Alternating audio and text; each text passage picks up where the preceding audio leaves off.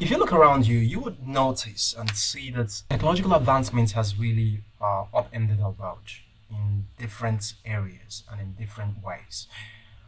Our lives have been transformed by technology.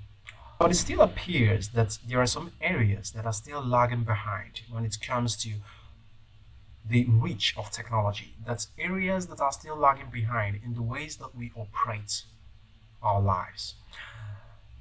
And this is why it is usually said that we are apes with godlike technology. And that is because we have sophisticated technology, but we are still lagging behind in many ways in our decision making and leadership and in governance.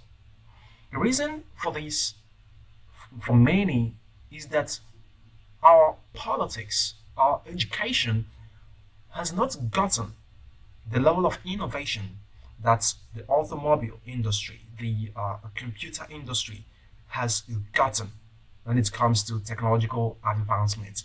We have our politics and our education, our social life has not been touched enough by the level of innovation that is happening in this area.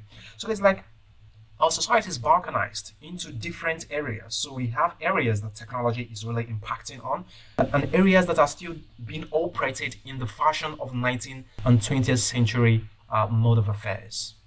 And so, because of this, many technology progressives have now come out, to try to push this hard enough and to try to push this into our lives, to push it hard enough, saying that we need to bring in the discussion of technology, and not only the discussions of technology, we need to bring in the progress of technology into our politics, and we need to bring it into our social lives. Then there is no place that the voices of these people are much louder than in the transhumanist community. Transhumanism as a movement has taken it upon itself to help humanity get to the next level of its evolution by actively trying to push us, trying to push the discussion, to push the narrative of technological upgrade in different areas of our society where these discussions and where these innovations are still lagging behind. You're welcome to Future Discussions podcast. And on this edition, I'm going to be featuring a very vocal transhumanist in the person of Zoltan Istvan. He's been very vocal, and he is an ardent technology progressive who has pushed and who continues to push for the message of transhumanism into politics. So I had this fascinating discussion with Zoltan Istvan. I actually had this discussion with him before the 2020 US presidential election. At that time, Zoltan actually vied for the position of president under the Republican Party, but he later dropped out. But what is important about this discussion I had with Zoltan is not just that he contested for the election, but it's about the message that he's bringing to the game, the message of transhumanism that is trying to infuse into politics and social life. And I think that you will find this message of his very relevant. So I'm publishing this edition of Future Discussions I had with him back in late 2019. And I think that his message are still valid and are still relevant for people who are interested in having the discussion of transhumanism and technological progress as it concerns our society and as it concerns our politics and governance. So sit back and enjoy the interview I had with Zoltan. You have advocated for transhumanism for quite a long time. Um, and transhumanism as a concept and as an ideology and a movement is something that in our world today, people are not really, people are a little bit skeptical as identifying with it, even though we see people doing a lot of things in that regard. Why do you think that we all should adopt the transhumanist creed? Well, transhumanism is really about improving the world. Transhumanism is really about eliminating suffering. And I think when you talk about, what can you do to really help people? Well, you want to, eliminate suffering, their suffering, and you want to improve their world. And, we want to use radical science and technology to do that. So it makes a lot of sense for people to embrace transhumanism as sort of a worldwide movement, especially with technology increasing so much in its capacity and in its power and its ability to really change things. Okay, that's great. Currently, you are you are contesting for the presidential. You are contesting as part of the candidates for U.S. presidential seats, and you are doing that under the platform of the Republican Party. I would like to know, what's your vision for the future in respect to your beliefs and what you hold there about transhumanism? What's your vision you have for the future? Well, my vision is really simple. Is most people in the Republican Party in the United States are very conservative and sort of closed-minded. They don't really want radical science and technology in their lives. So, but because I sort of subscribe to some of their financial goals of the Republican Party, I want to try to make these conservatives, more open-minded and more willing to embrace radical science and technology. So maybe I don't fit that well in their party, but maybe if I do my job right, I can open their mind and get a lot of Republican Americans to kind of think about how to become better citizens and how to embrace the future, how to especially embrace radical science and technology in the future. And that's really what I'm trying to do with my presidency. Okay. Are you contesting to win, or are you contesting to push this forward, this message forward? Well, I'd say I'm primarily contesting to push this message forward. But, we've spent a lot of money to get on various ballots in the United States, and there is a technical possibility that we could win. Now, I don't want to pretend to you that we have a big shot. We don't. It's probably far less than 1%. But maybe if my campaign catches on, and maybe if the world starts to think, wow, this would be great to have a transhumanist president, I could win. I could at least win the nomination. Then I could, debate against the Democratic nominee and maybe win the presidency in itself. But right now, I say, we really are just trying to spread a message. And if that message catches on enough, we will, have done our job. But just, when you run for the presidency, it's not like you just wake up one day and run. Most people run a couple times. So you run in like 2016, 2020, 2024, and maybe in 2032, you finally win. So this is kind of the long game. Like, this can take 2 or 3 decades to get your name out there enough and your ideas out there enough to maybe win. So I am running to win the presidency someday. I just don't know if it's going to happen this time, and I wouldn't want to pretend to. It probably will. It probably won't. However, we are making an impression. People are hearing our message. There's a lot of media covering our campaign, and I think slowly we are bringing the world closer to the kind of ideal scenario and visions that I have. And maybe in 4, 8, 12 years, that will be the right one to win the presidency. Yeah, with the latest development of Trump's impeachment, even though not removal from the office, do you think that puts you in quite an advantageous position to really make a big move in the game? Absolutely. So, if all of a sudden Trump gets impeached, or if all of a sudden, he has a health issue, there's only a handful of us that are on the ballot. So from a technical perspective, like I said, I actually stand a chance to win. And of course, I'm the youngest candidate by a long shot that's a Republican, the youngest public figure, somebody who's on ballots, who has some political experience, who is a known person. So it's possible, if the stars align, that I could end up becoming the nominee. And then once you become the nominee, it's a very different game. Then it's really about winning the country over. So we'll see what happens. But right now, our main goal is just really to get the Republican Party and those who are fiscally conservative in America to embrace transhumanism. The Democrats, the other party, they tend to do pretty good with embracing science and technology. It happens to be the Republicans that don't really do that well. And that's kind of where I'm trying to create improvement. Okay. You advocate for serving democracy with technology. So I'd like to have a broader perspective, excuse me, of what you mean by that, and if it's possible, and if it's possible, how do you intend to do that? Sure. Look, we like to think of the scientific method as the best way to govern people, and frankly, to make any decisions. And the scientific method is really a method of experimentation. You keep trying something, and when you find the best way of doing that based on logic and reason, then you say, well, okay, this is the best way to do that. And that's how we build skyscrapers, and that's how we do this amazing science, and that's how we fight cancer. Well, I also think that we ought to try to run a government based on that method.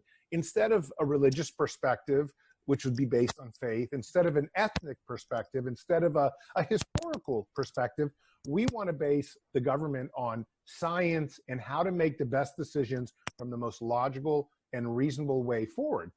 And you would think that would be normal, but it's not. A lot of people govern, or a lot of people want to be leaders based on maybe their religious background, or maybe based on, you know, their cultural interpretation of America. We want to base it on the greatest amount of good for the greatest amount of people based on logic, reason, and science. And this is a very different way to govern. Nobody in America is doing it right now, but this is our goal, to govern that way.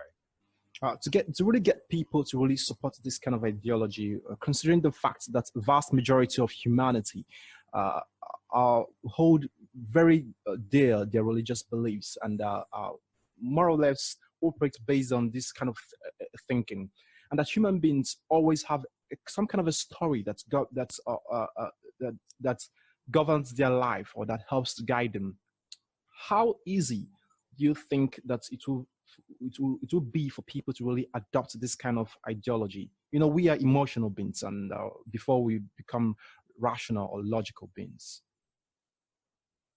Well, I think it's difficult to get people to operate on a very rational level, because we are emotional, we're hormonal, we're biological, and our biology is designed to be somewhat crazy and operate, you know, randomly sometimes.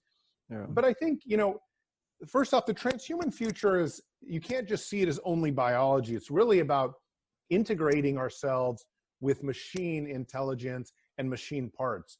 And already, you know, there are companies in California, $100 million companies, working on, you know, implants or headsets, things that would help you control your brain, help you control your emotions, interface real time. So maybe you and I, like in this interview, we wouldn't do it over a computer. We would just do it in our minds, because that's how the technology is. So in the future, I also think, even if we are very random, or, you know, spontaneous, or, you know, kind of crazy, wild biological beings, we might have machines that help us become much more functional. And I don't mean machines like a phone in our, you know, in our hand. I mean machines like something inside us, biological hearts, biological organs, implants or headsets on that connect to our brain and interface with it through brainwave technology.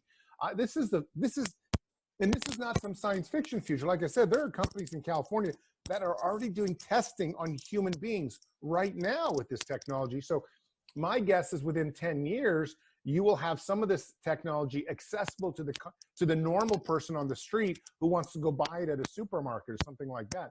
And I think as we move forward 30, 40, 50 years, this will be commonplace. Like, just like you're wearing a headset right now in this interview, and I am as well. The headset can be built in to our heads and to our brains, and we won't have to have accessories. And I think that will make us so much more, I don't want to say disciplined, but we will be much more functional living entities once we have transhumanist technology as an integral part of our insides. Yeah. Okay, that's great. So let's get down, let's dig down more on the issue of aging and longevity. How best do you think that we can have this conversation and get people to really integrate and even accept the vision and its possibility? Because it appears people see that as a far-off idea. Well, I think the real goal of getting people to accept transhumanism is really convincing them that the future is worth it, that we really want people to believe that it's a better future we're going to with science and technology. You know, if we can convince people that they want to live 200 years, if we can convince people that they want bionic organs or headsets and enable them to connect directly to an AI intelligence with their brain, they're going to want these technologies. And I think it's our job to sort of go out there and say, look, being human is fine, but being transhuman is better. And don't you want to be transhuman? Oh, okay, that's great. One of the the plans that you have. It's the question of universal basic income. That's UBI.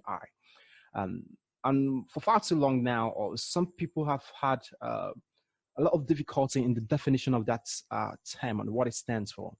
For some people, it's when they talk about universal basic income, they talk about a national policy or some sort of, yeah. Then for most others, it's more like a global thing. So what actually is your definition of universal basic income? Is it only focused on American citizens, America as a country, or do you have a vision of it being a global cause? Well, I think universal basic income must be a global cause, because when you talk about automation and robots replacing people's jobs, we're talking about, all jobs being lost. Doesn't matter what country you're at, where you live. And my universal basic income especially is pretty useful in terms of every country. I subscribe to this idea of a federal land dividend. About something like 800 million acres in America are undeveloped federal land that's not being used. And we want to lease out that land to companies that would pay us a basic income. Okay. Now, I think it doesn't matter what country you're in, whether it's, Germany, whether it's Kenya, whether it's, Russia. Every country has federal land that they can do this exact same procedure with. They can lease out land to big business, who would then pay for the lease back that money to the people. And that would provide a basic income without raising taxes. It's like, we have all this free resources out there. We ought to use it.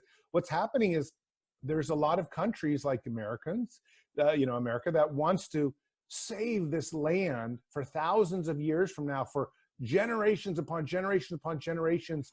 But what people don't realize is that we're sort of at the last generation, or maybe the second to last generation of human beings on planet Earth, because we're moving so fast towards integrating with machine technology that we will be cyborgs in the near future. I mean, there are universities that are working on genetic editing to try to create DNA in your body that's based off plants that you can go into the sun and photosynthesize, so you get energy from the sun and you don't even need to eat anymore.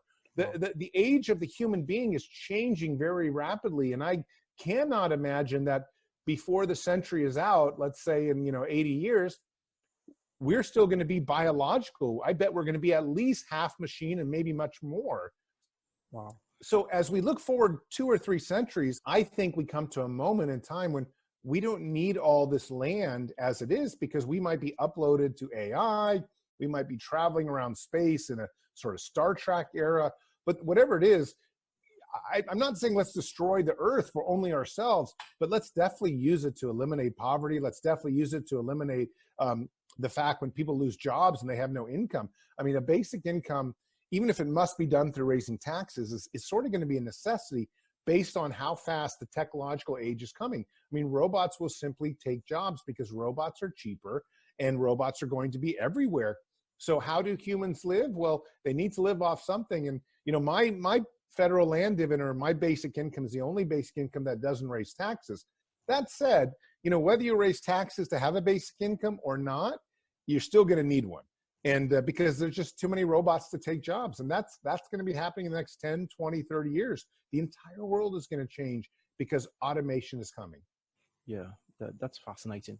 And just to take off from that, you talk about all these emerging realities that are coming to fore, and how the world is going to change in the next 20 to 30 years. And what is quite true.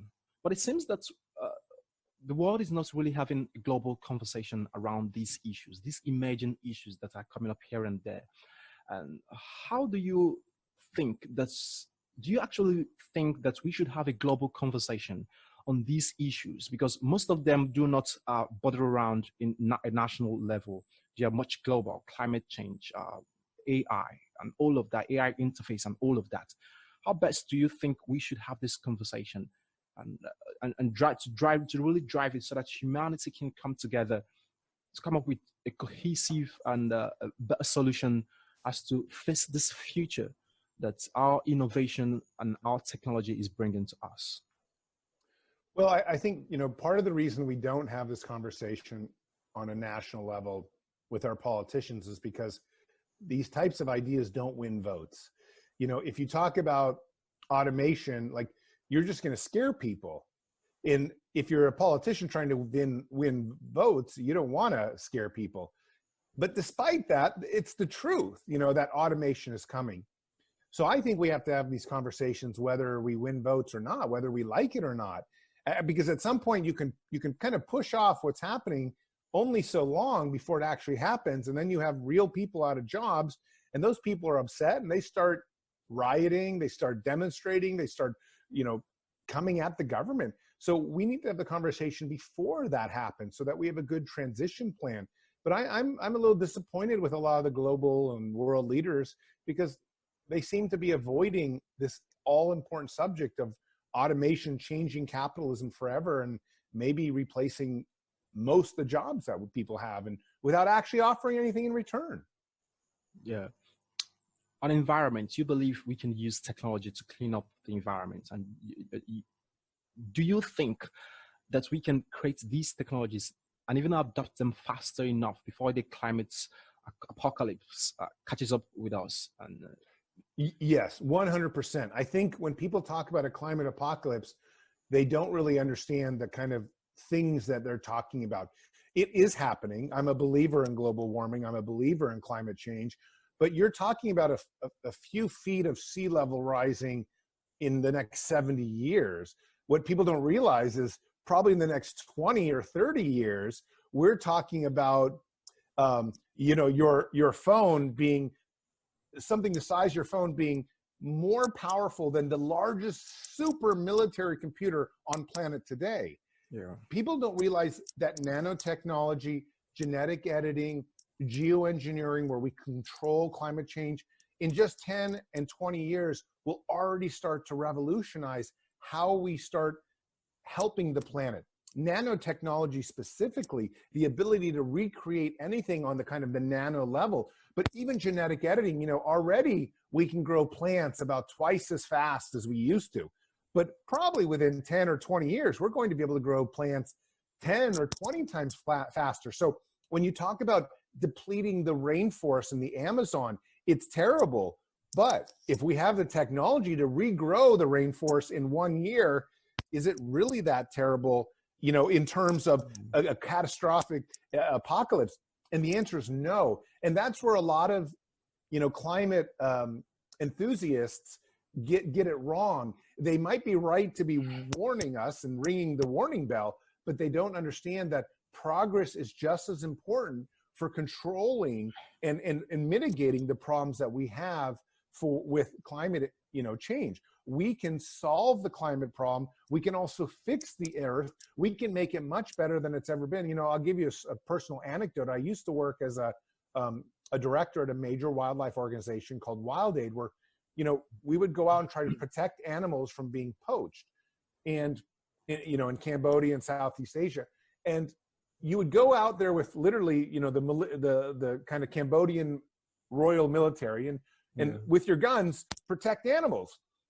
Now it turns out that the very best way to actually stop poaching is not necessarily to try to stop locals from hunting the animals for food, but to replenish the populations through a laboratory by genetic editing, and almost like Jurassic Park, where you take their DNA, you grow them up in the laboratory, and then you release them in the wild.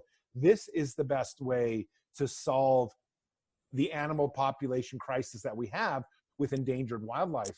But 20 years ago, we didn't see that because we hadn't seen how far the technology would come.